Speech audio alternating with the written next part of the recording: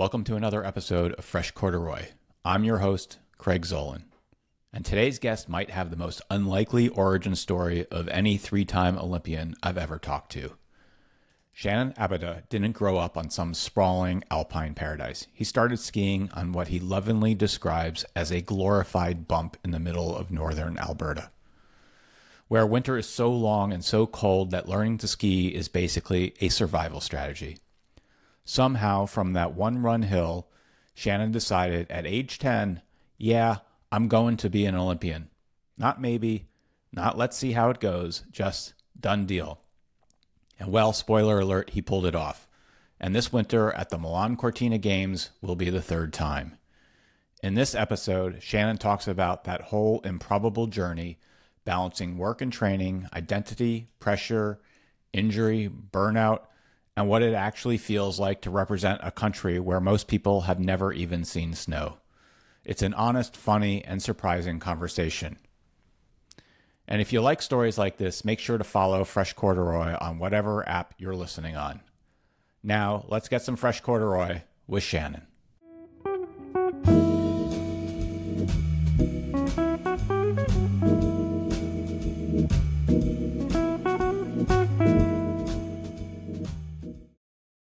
Shannon, welcome to Fresh Corduroy. Thank you, Craig. Thanks for having me. My pleasure. Very excited to learn about your career and your Olympic dreams and how that's come to fruition over the years. But before we get to all of that, I want to start at the very beginning and hear about your skiing origin story. Where and when did you get started skiing? Yeah, so I have a little bit of an interesting background. My parents are immigrants, so I'm second generation. I was born and raised in Canada. I was born in a small town called Fort McMurray, Alberta. It's just north of Calgary. I'd say about 8 hours, like kind of on the far end of where Canada is. This is where the oil and gas industry it resides. So my parents, they first moved there. My dad relocated after finishing school, got a job in the oil and gas industry, and I grew up skiing on a small hill called Vista Ridge. It basically is just like a small hill. With one, at the time it only had one run. I think it has about eight runs and a high speed chair now. And yeah, it wasn't my first choice. Growing up in a small Canadian town, I mean, hockey is really the choice that many people partake in. My parents didn't want to put me in hockey because they ironically felt that it was more dangerous than ski racing.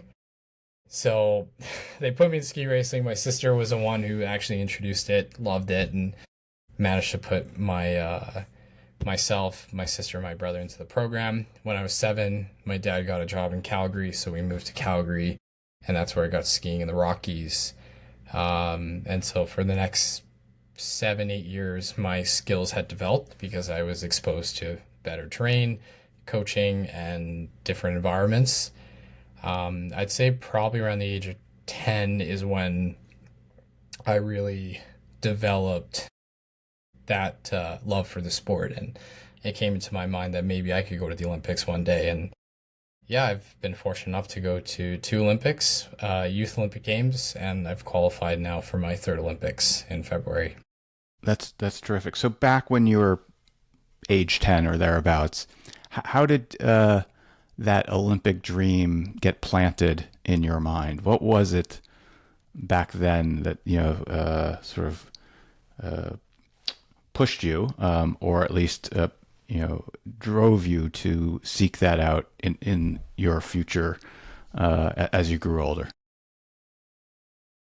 I think the first moment for me was watching the Summer Olympics in 2024, and then 2 years later it was Torino Games, and there was a Canadian athlete. His name is Thomas Grandy. He lives in the Canmore area, which is where I started to ski when I was moved to Calgary, and I met him, and just seeing him have the success on the World Cup career kind of it kind of spoke to me. I was like, I want to be like Thomas Grandy, and that to be at the Olympics, to maybe one day standing on the podium. I know that didn't come true, but at least I got to go to the Olympics. I don't know. I just fell in love with the sport, the speed, the competition, and really learning to push the limits is what I yeah. That's kind of a long-winded answer, but really it was that moment for sure. No, it's Yeah. whatever it is. It could have been. I remember, of course, the Olympic theme music. The John Williams, and that tugs at some emotion within about the. I don't know whether it's the purity of sport, of competition, of the international showmanship, for lack of a better term. Whatever it is that sort of ignites that passion within. It can be any one of those things. So, I'm happy for the long-winded answer. Thomas Grandi I haven't heard his name in a very long time. I also know his sister was Vanya Grandi, if I remember correctly. I actually went to camp with both of them, a ski camp at Mount Hood when I was a child. So I don't think I've heard the name since then, but that was a long time ago. So that the small world. So you're now skiing in the Canadian Rockies. Assume something like either Panorama or Lake Louise or Banff. I mean, was there one area where you grew up training? So I grew up at Sunshine. That Okay. was my home hill for many years. And then when I got into the FIS program, unfortunately, Sunshine's FIS program fell through. So I moved to Nikiska. I was there for 4 years. And then in 2015, his name is Helmut Spiegel. He was the former Australian national coach. He convinced me to move to Panorama. So I started skiing there since 2015, and um, it just stuck. So that's where I've been, and I don't want to move it. Even when I had my retirement, it was always okay. I'm going back to Panorama to work with Helmut and his team. Terrific. It's a great ski area from what I've heard. My son's been there a number of times. Very cold and dark. Yeah, that's why But I think Sync made that jacket. It's called the Pano jacket, and the yes, title of it was like the coldest and darkest race of the year, and it's always true. yeah. I was I went and traveled through the Canadian Rockies this past season. A free skiing trip with some guys, and skied at Alberta Sunshine for one day, and it was a great day. I mean, just to have fun and tool around. But I haven't been to Pano. Um, so you're growing up in Canada. You're skiing. The seed has been planted to pursue the Olympics. You're a second generation from Eritrea, and I guess how do you set your mind? I think most people who think they're growing up in a particular country are like, okay, I'm Canadian, I'm American here. If you were to use me as an example, but I have a connection to another country. How did you think? When did the idea of representing Eritrea in the Olympics come to be, and how does one go about doing that? Because you were the first Winter Olympian from the country. So it came to my mind at the end of my junior years. We used to call it K1, K2. I think in the US it's J2, J1 or It was, J3. I yes. don't, Yeah. yeah, Now yeah. it's just the So whatever system, yeah, U16, U18, etc. U16, yeah. So at the end of U16, there was the Youth Olympic Games happening in Innsbruck. That was the first one that the IOC was hosting, and I had my parents had invited someone from Eritrea to our house who was visiting. He was part of the Minister of Sport and Culture, and so I was talking to him about my skiing stuff and told him I'm there's Innsbruck. Maybe I'm thinking about competing for Eritrea, and he said, "Yeah, why don't you give it a go?" Originally, it was sort of like an opportunity that presented to my like it presented to myself that okay, I can compete under a different flag, I can be able to go to the Olympics, um, and it was a selfish decision until I saw the response from my community and seeing how much it touched other Eritreans, like second generations, Eritreans that are in Canada, the US, Europe, and seeing that they can also partake in that path. I think, yeah, my focus shifted from more my personal pursuit to trying to create awareness and help other people, especially second generation Eritreans and people from Africa, that they can be involved in winter sports because I have seen growing up there is a lack of diversity. Obviously, there's costs associated with that. So my goal is now to be the representation to help other people to know like you're not alone and you can go down this path. So I want to come back to that, but for the listener, Eritrea is on the Red Sea, has a coast there. It's sandwiched between the Sudan, Djibouti, and I'm trying to think the third country, but you probably that's basically the Horn of what is it, Africa. Africa, yeah. So that's for the listener, I'm trying to paint a picture as to where it's located. Its population is ballpark 3.5 million, give or take. I did some research. There hasn't been a census in a long time. Yeah, 3.5, 4 million. It's actually similar population to the province I live in Alberta, and similar size. So, the entire population of my province resides in Eritrea. Got it. So you mentioned diversity, and whether it's winter sports or skiing, alpine skiing in particular, there is a lack of diversity. What does that mean to you, and how do you view your participation as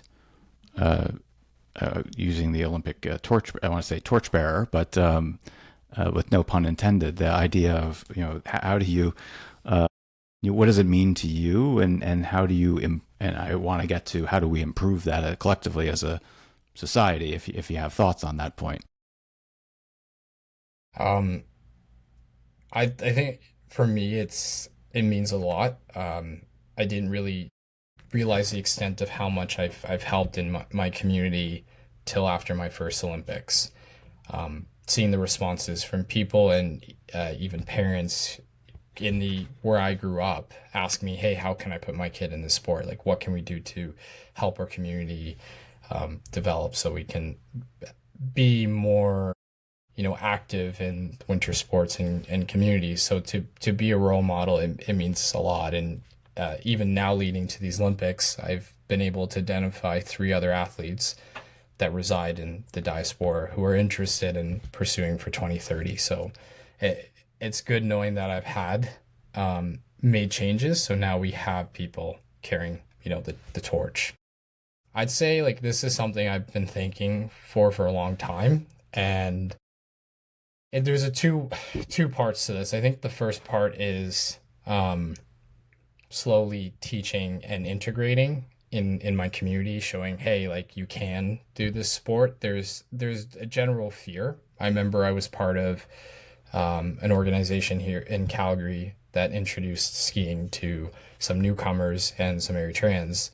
Originally, they were very frightened of the idea of being out in the cold, and trying to find their balance. And then suddenly they loved it. They were actually not listening to the coaches. They wanted to go up on the chairlift instead of the magic carpet. But I think it was, taking that first step is what is scary. And that's what I'm trying to help in my community to understand, that it's okay to take the first step. If you don't like it, that's fine. At least you tried it.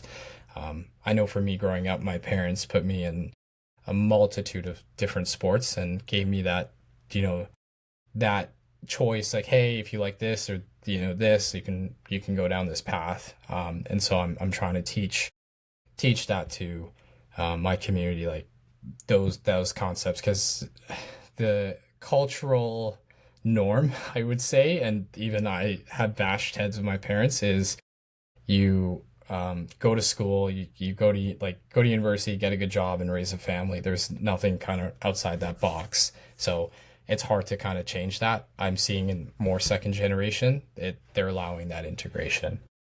And I'd say the second part of my answer is the cost.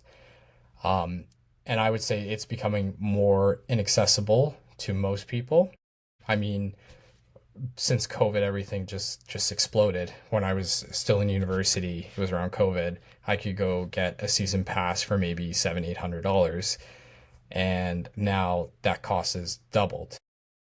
So it's made it inaccessible for most people. So I'd say having more maybe scholarship programs or grassroots programs that help will encourage other people to be able to do it. Because even for me, when I was getting towards the end of my university career and my master's, and even last season, going to a hill and paying close to $200 for a day ticket was a little bit crazy. Even now that I have a full-time job. I think it's crazy. I won't do it. Basically, I mean, I do buy. I'm one of the. I buy either the Icon or Epic Pass, and I have a local pass to my local mountain.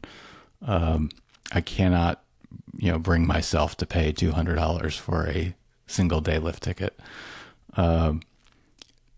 What you mentioned and I've already forgotten the name of the local hill that you had the one trail initially.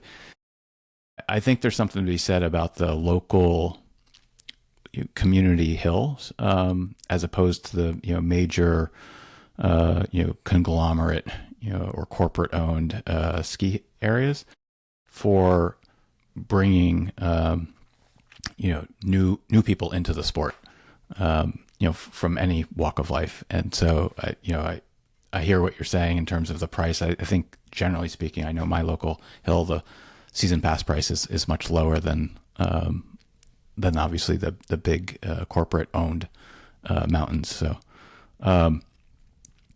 you mentioned the typical thing is go to school, get a good job, get married, live a life. I think can extend to a lot of different cultures.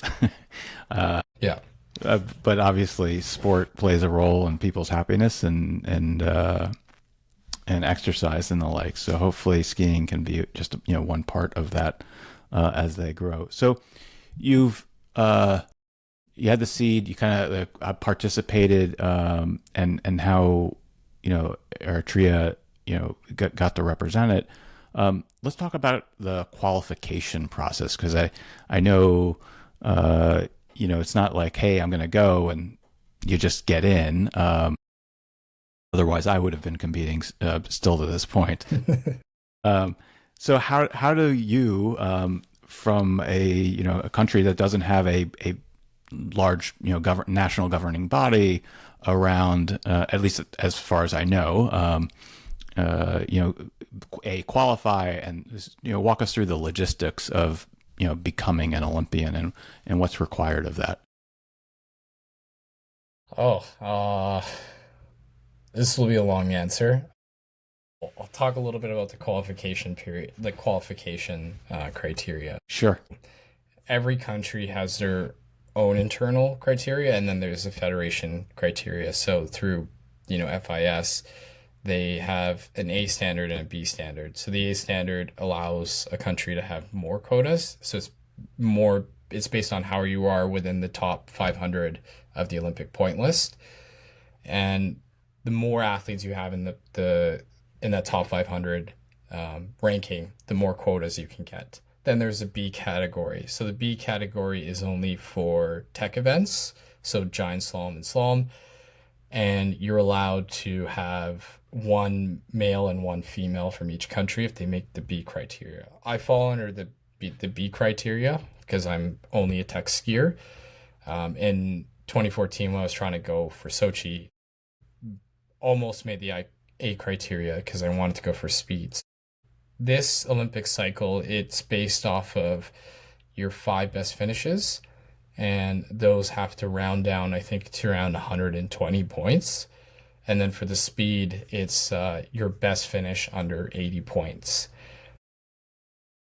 Prior Olympics, it's kind of changed. For my first one, it was 140, and then for Beijing, because of COVID, they raised it to 160, and then they brought it down to 120 due to a quota controversy that happened at the last Olympics.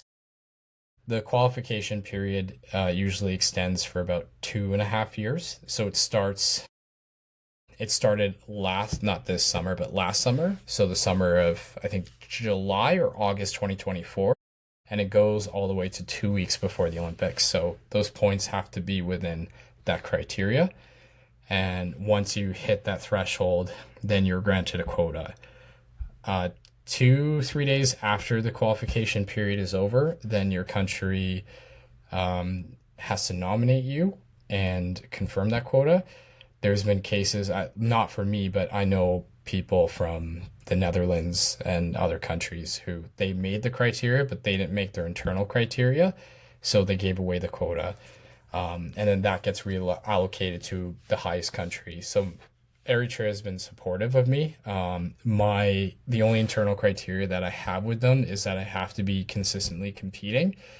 For Beijing, I had stopped competing, and even though I made the criteria, they needed more results. So I needed to do additional races for them to see, okay, like he's still competing. So it's unfortunately, it's not a hard metric. It's a moving metric for them.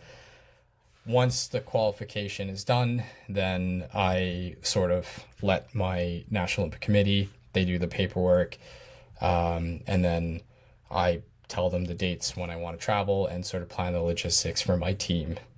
And right now, actually, I'm in the middle of trying to figure out that logistical part, because these Olympics, I guess there's 5 different villages. There usually is 2, because everything is so spread out. I think the men are racing in Bormio, the women are racing in Cortina, and they're both 5 hours apart.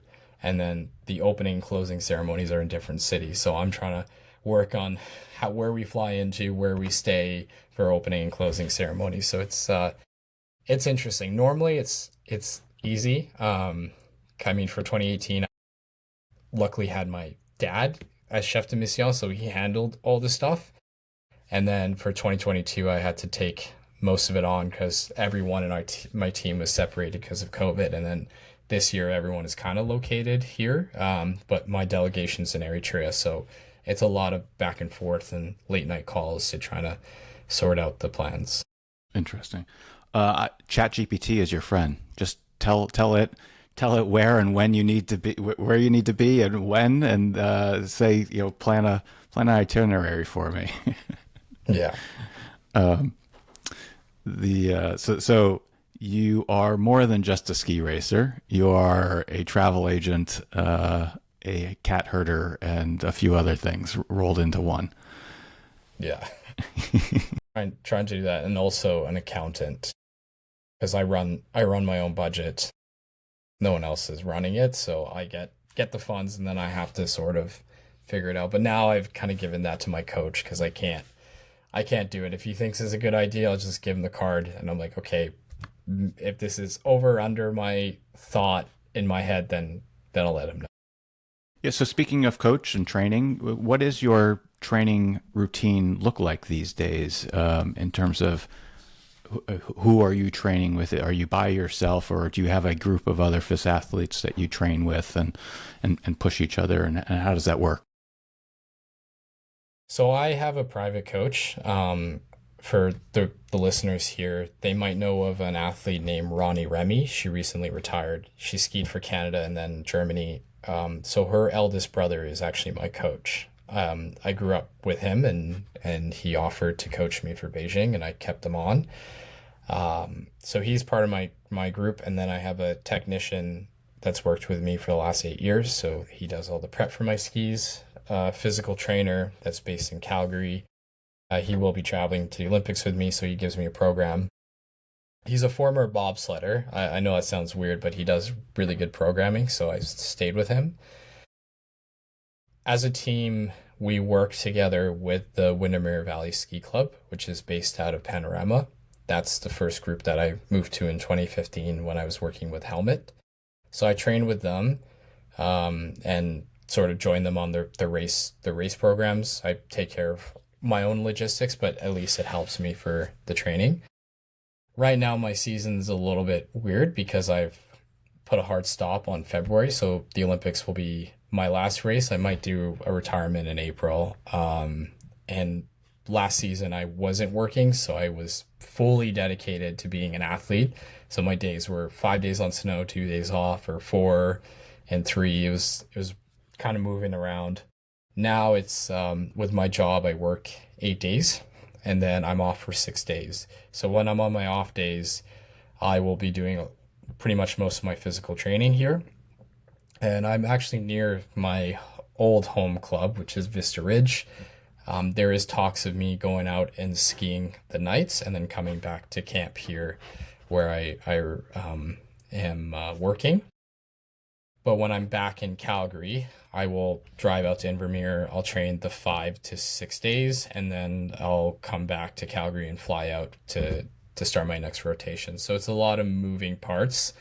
Didn't really anticipate it. It was easier when I was just solely focused and full time in Invermere. But now Now that I'm older and I also need to fund my sport, it's there's a lot of moving parts. It certainly seems that way. And does I imagine you're planning out your both training and racing schedule between now and February. You've qualified, so it's not like you need the races in order to drop your points. But do you plan on, but you want to keep your skills sharp, if you will, or so how do you look at, planning your schedule, between now and then, not from a travel perspective, but I imagine, staying fairly local given your hectic schedule and between training and racing between now and the Olympics. So one of the really good skills I learned was over the last couple of years is delegation. He just gave my work schedule and the days that I'll be in Calgary and not to my coach, and he mapped it out. So he does all the scheduling of when we'll be on snow, when we'll be off snow, and he'll be the first to, if he sees that I'm a little bit tired and I'm not training well, he'll be the first to be like, okay, we're taking tomorrow off, we're taking the next day. I do give him feedback, but he's the one that sort of dictates my schedule at the moment. That works. I've seen that. I know, in a prep school, ski academy type setting, the coaches are generally speaking, at least map out what the schedule looks like at the beginning of the season. And of course, things change, whether it's exhaustion or weather or whatever the case may be, COVID, those things crop up and plans change. So it sounds like it's working now. I know you've talked about both on your Instagram account and elsewhere about challenges that you've had personally throughout the journey that you've been on. Feel free to share like what that challenge is. I don't want to put words in your mouth. So you've talked about mental health challenges. So I'm curious to hear what you went through and of course how you've overcome it to date. Yeah. So I'd say the biggest struggle I had in the first part of my career was learning not to be a perfectionist and sort of the expectations that you put on yourself. So going into race day, you don't do well, then, that internal chatter starts and then it just derails maybe entire season. So I've had 2 seasons where I probably finished an average of 9 or 10 races out of 50 starts. And a lot of that came down to the pressure. Like I come into race day and I already was nervous. I was anxious. I didn't have the proper tools to help me sort of overcome the challenges of recognizing like it's okay to fail. You don't have to be a perfectionist, but you're slowly building yourself up because from going from U16 to FIS, it's a big jump. I see now there's a better adaptation. Like the U16s are better equipped to go into FIS, but I mean my first FIS race, I started 140th and I was racing against World Cup guys at a FIS race because they had the NORAM, so all the World Cup and NORAM guys stayed on ejected snow, and that just tore my confidence. And I didn't have the proper, coaching and tools to tell me like this is how you're going to get better. Like you have to go through struggles. So I struggled with that. And then in 20, and then I ended up not qualifying for Sochi. That already tore me apart even further, going to another season, feeling down, low, anxious, like I have a bad race, and suddenly it's like the end of the world. I'm not good enough skier. Like, why am I even in this sport? And there was a moment where I almost pulled a plug before Pyeongchang. Unfortunately, it also like it was just ups and downs. And then right before Pyeongchang, I tore my knee, and that definitely brought me to a very low place, physically and mentally, because you go from being able to do everything in the sport to now having to learn how to walk and then learn to fully balance on your skis because the muscles on one side of your body have completely atrophied. So you don't have the same movement. You don't trust yourself the same way. And it was extremely difficult to overcome that. And managed to get back on snow, went to the Olympics, and then all of a sudden it's the post-Olympic crash. Michael Phelps talked about it. I didn't really think it was a real thing, but you go from such a high point in your life. And I mean, for me, I wasn't in school. I wasn't really doing anything. I was being supported by my own country, like getting income, being able to travel, and then suddenly after the Olympics, like there's nothing, there's no plan B, and I went through a very dark period in my life where I was depressed and anxious and didn't really know what to do for, and I've been talking to a lot of people who left the sport. They go through that transition period of like, who am I? Because you give so much to your sport, you put your entire identity, pressure, you think that's your whole world, and then when it comes crashing, like what do you do? It could be an injury, it could be financial circumstance, you don't know. And I think what's helped me through those difficult periods is I started seeing a sports psychologist, and learning to sort of separate my identity. I think the best tool I realized is like if you have a bad day at training, that doesn't really define who you are as a person, or that's not going to define your race day. I mean, this is the weirdest part. I've like last season I had a stretch of really bad races, like I think it was 5 or 6 DNFs back to back, and it was the last race of the year, and I'm like, oh well, like it is what it is, and then suddenly that was my best score that I did the entire year at the last race. And so it kind of clicked to me, like, just because you're having consecutive bad days doesn't mean that it's going to continue to be that. You just got to keep showing up and learn that it's okay to fail, but you have to fail on your own terms. You can't fail because you're afraid of trying. And yeah, even last season, like the biggest challenges I faced was I was working for a company, and my senior manager was very supportive of my Olympic dream, and then someone else wasn't supportive of that, and unfortunately, I was let go because they didn't really want to support that, and so that was sort of my financial backing, and I didn't really. Originally, my country wasn't wanting to support me because I didn't have the results, and it wasn't looking great. I think my first slalom race back in 6 years, because I started slalom skiing last year. After 6 years, I scored a 180, and I was normally like a 60, 70 point skier. So that was a very frustrating moment. And then not finding a job, stressed, like, how's this going to work?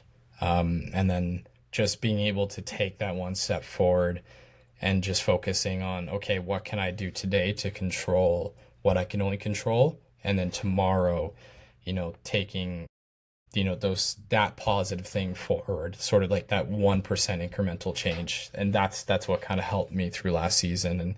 And even now, I definitely am still struggle a little bit with work and training and some, anxiety going into the Olympics, but knowing, okay, I can only control this, and this is what will happen.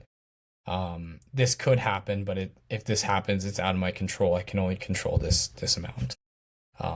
again, that's a long-winded answer, No, but that's really how I handled it. there's a lot of things in there.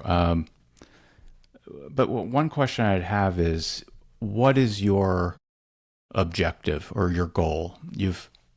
Part of it was the Olympic dream to participate and compete at the Olympics. You've obviously you've competed in two, past, and you're qualified for your third. So part of that goal has been accomplished. You get to go. What else is in your goals and objectives when it comes to the remainder of your ski racing career? For me, I want to be able to get two top 40s in my discipline. So I was able to do a top 40 at the last Olympics, and I want to be able to do it in slalom. And sort of my way of the reasons I came back again was I didn't fully feel that I gave everything I had in Beijing and Pyeongchang, and I wanted to just leave everything out there for once because I know I won't do it again. So ultimately, it's being able to go out knowing that's it. Like I gave 100% to the sport. I did what I could, and this is the results that I got. Yeah. So flipping it on its Yeah. head, and I'm going to sort of relate this back to an earlier podcast episode with a sports psychologist. It's you initially described the goal as a result-oriented, i.e. top 40 in each discipline. But then as you described it, you really described it more as a quality type goal, which is ski to the utmost of your ability, and ski to the best of your ability. And because the results are sort of out of your control, you could ski lights out, and everybody else could also ski lights out and have their best day ever. And collectively, you may wind up having a mid-20s point finish, right? But you may be 50th. So on the one hand, you'd have a personal best, but on the other hand, you'd be outside that performance goal that you set. So I guess this is not supposed to be a therapy session, but the idea being that you focus on the process and what you can control as opposed to the things that are outside of your control. And you talked about it, like controlling your training, doing everything right. The other things that you described both a moment ago and in past, again, social Instagram posts and elsewhere, having your identity wrapped up in ski racing, sound very similar to what professionals, go through when either they've been laid off or retire and they're no longer doing what they were doing for a very long period of time. Their identity is wrapped up in their professional career. Because when I heard you talking about that, I was like, oh, I know exactly what he's describing. And I don't know that I don't have an answer for, other than to know that, you're more than a single, any individual is more than a single thing. So let's talk about the other stuff in your life for a moment, which is the coding and data science. I don't know if we'll try and tie this back to skiing, but you're a software programmer and a data scientist. Describe, in high level. We're not going to go into oil and gas exploration or production coding, but at a high level, what's the kind of work that you do? So my background is mostly like sort of full stack developer, developing applications, and previous job I was working in sort of an automation role. Right now, I'm responsible for data pipelines, getting involved in actually some more of the engineering side of some of our equipment here on site. So mechanical, electrical, boring stuff like procedure writing. It's very much this is the title we're going to give you, but we're going to throw you into different realms. So like my biggest work right now is I monitor a dashboard system for a safety sensitive technology service that we have out in the field. So pretty much just diving into the data, doing presentations, and being able to report if anything is malfunctioning, and then also writing some scripts to do. Now I'm learning to do a little bit more machine learning and sort of predictive analysis. So there's a lot of different aspects to my role at the moment. And I imagine there are some skills that you've learned growing up as a ski racer that you actually utilize, whether not coding, but you talked about the adaptability, logistics. Is there something that maybe you haven't consciously thought about it, but that you've taken from ski racing and applied it to your professional career in some way or another? Yeah, I'd say time management. Yeah. I learned this while I was in university and skiing full time. But even before then, being a skier, you didn't really know this so much. But like when you're younger, you got to go to the hill, you got to do your warm up and make sure you're eating. I was traveling with my team at the age of like 15, so that taught me a lot of skills of just self-reliance.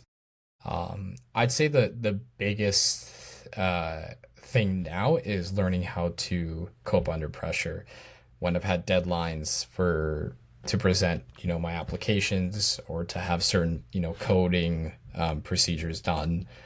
It can be stressful if you have like a bug in your code and you can't seem to like figure it out. Is learning to something in ski racing, especially slalom. I've learned this over the couple of years is to take a step back and really maybe work on a drill. This past season, I was struggling sort of on my line approach for GS. And so what I did is I actually took a step back and just dialed in a technical approach with a band, and that helped. And so I kind of applied that to work is if a code is not working, instead of having to go through everything, is sort of just step-by-step procedure writing, what like algorithm I'm going to approach on a whiteboard, and then being able to tackle the solution. So it's really, yeah, my sporting skills, I'd say like it's still teaching me things to this day of how to be in a corporate role, I'd say. Yeah, the independence and that a young skier goes through in terms of being independent and having to be self-reliant on a lot of things is helpful later in life. I've talked about it with other coaches and things that have been guests on the podcast, and there's a lot of transferable skills. So, and what do you see? You talked about this is going to be your last Olympics. You may have a retirement race post Olympics. But what does the future hold for you beyond ski racing? I've been thinking about this a lot, actually. Outside of ski racing, I'm really happy where I am in my career, so I want to further develop that. I have creative projects. During COVID, I got into videography, which I do a lot of just small little edits on Instagram. So I probably want to pursue that as well on the side. And helping, it's involved in ski racing, but I guess helping the new generation of ski racers, doing some coaching and preparing our athletes for 2030. One of them right now is in Canada and he's planning to go for ski cross. So I'll be trying to help him, logistically and supporting him so he can be there. And then if he's there, then I'll be there to support him. Great. And so coaching may be in your future, it sounds like. Yeah. So you're not going to leave the sport. No, I got to learn a lot about patience though, because I will admit I'm not a patient ski racer at times. You mean that from a training perspective, or actually like in the course you're turning in too early and your line suffers as a result? I'd say more from a training perspective. I've gotten frustrated pretty easily this season, and my coach keeps telling me like, okay, it's calm down. He's very patient with me and learning like how he's some of the approaches he dealt. Like I think that's gonna help me be a coach, but there's still a lot I need to learn. Uh, Listen, we're all learning. I'm still learning. So it doesn't stop when you retire from ski racing. Um, the You mentioned the edits. So you one of the things and hobbies that you picked up was videography and editing. How did was that just a creative outlet for you, or did it have something to do with what you were seeing from other, at least in my son's case, a lot of the kids had, they would always come up with particularly a season, end of season edit of their racing and other things, whether it be crashes or, other humorous things. Is that where it perhaps came from, or something somewhere else? Growing up, I always had a fascination with movies and cameras. But it was actually during COVID, I got sick. And so I was unfortunately not able to train and compete in ski racing for a significant period of time. And all I was doing was school. I was getting frustrated. So I had a friend who's a full time videographer. He said, hey, why don't you, buy this camera off Facebook Marketplace? I'll teach you some things and then you can learn on your own. And so on my days where I need to get outside of the house, I would go downtown and take some pictures and take some video and learn about different tools and how to edit properly. And so it just kind of blew up from there. And then the Alberta team hired me for a day to shoot some videos and pictures. I think they turned out terrible, but they really liked it. And I was like, okay, maybe I can turn this into a little bit of a side income. And I just found a passion for another thing I didn't mention is I like to do sports photography. So I'll definitely be out on the hill taking pictures and some video and for other athletes. Even when I don't finish on a race day, my coach forces me to go take free runs and then take out my camera and go take pictures of ski racers because at least I can be there and be in a happier mood because some days I've come back from a race and I was not in a good mood and he was like, you need to fix that. And photography helps do that, apparently. When you said the Alberta team, you mean the Alberta ski team? Is that they have their own provincial team? Is that right? The provincial team, yeah. That sounds great, and hopefully I'll see more of your edits, online, and always appreciate ski racing or skiing content of any type. Doesn't have to be racing, so would welcome that. With the time we've got left, what should the listener think about?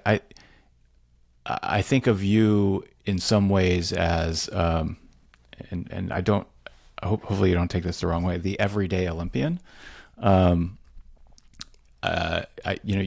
not racing on the World Cup, and so I wouldn't expect you to be on the podium at in Italy, but I think most of us who have participated in sport at one point or another have dreamed of being an Olympian, and I think it's wonderful that you are. So, like, how would you counsel the youngster, or maybe the oldster, who has that dream within them, and how to pursue it, so that they can become an Olympian, whether it be a winter or summer sport? The biggest thing I would learn is take the leap of faith and know that during your struggles, they won't define you in that moment. Like you will fail so many times. I mean, I said before there was one season where I finished 3 races out of 50 starts. And that's kind of hard to look on FIS and see DNF, but that doesn't, define you. I'll tell you my son's name Yeah. after we're done, and you can look at his string of DNFs, and it's a little worse. Yeah. Mine, yeah, I think from like 2012 to 2013, the younger kids that I was skiing with this year, they were having bad time. And I was like, hey, just go look at 2012, 2013. And they went through it and they just saw the DNS. I was like, you're going to fail a lot. And you might second guess yourself, but if you really believe in what you're doing and you're really sticking to, your journey and doing the right thing, something will happen. Something will click. That doesn't necessarily apply to just being an Olympian, whether it's, you're in university and you're struggling and you want to have this career, or just, passion that you develop. Like, you need to fail and you're going to do it a lot. And then you're going to suddenly, it's going to just go from, this up and down to suddenly a, exponential change. And it's all just, that power of the 1% that I learned. Terrific. Well, I really appreciate you joining me today. It's a fascinating story, and I will be certainly rooting for you and watching you. I don't know if it will be live, but at least on the replay, depending on the time zone when they plan on airing it. Anything else that the listeners should you want to plug or highlight to them before we sign off? Yeah, if they would like to follow me along on my journey, my Instagram is my name, so that's Shannon Abeda. Yeah, if you're interested in following along, you can find me there. Yeah, and please, everyone, do follow him. It should be an exciting journey between now and the Olympics in Milan Cortina.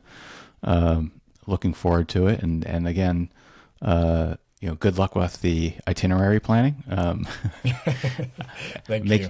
Make sure you eat plenty of Italian food. I'm sure that the cuisine should be a highlight of the trip as well as the competition. Yeah, actually, went to go test the venue in March this past year, and food was phenomenal. So I'm looking forward to that. That'd be great.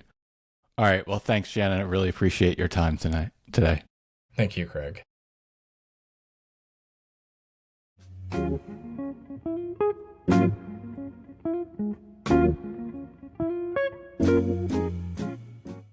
Thanks so much for listening to this episode of Fresh Corduroy. Huge thanks to Shannon for sharing his story from that tiny hill in northern Alberta to becoming a 3-time Olympian and carving out a truly one-of-a-kind path in skiing. If you enjoyed this conversation, please follow the podcast on your listening app so you don't miss future episodes. It really helps the show grow and lets us keep bringing on guests like Shannon who have stories worth hearing. Thanks again for tuning in, and I'll see you next time on Fresh Corduroy.